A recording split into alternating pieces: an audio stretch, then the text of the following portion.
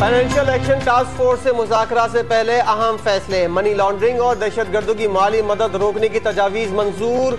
Money trail की निशानदही और रकम के लेन देन के लिए बयान हल्फी देना होगा।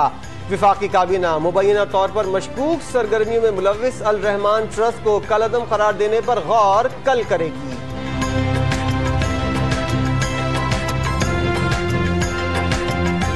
नैब के वारंट की तामील। FIA ने ईडन हाउस सोसाइटी स्कैंडल में साबिक चीफ जस्टिस इफ्तिखार मोहम्मद चौधरी के दामाद को दुबई में गिरफ्तार कर लिया। अरबों रुपए के मुबैना फ्रॉड मुकदमे में अरसलान इफ्तिखार भी नामजद। रेडियो पाकिस्तान के मुलाजमीन का मुल्कगीर एहतजाज रंग ले आया। हुकूमत ने इमारत को लीज पर देने का हुक्म वापस ले लिया। वजीर आजम हाउस के बाहर जमा मुजाहिरीन पर आंसू गैस का इस्तेमाल।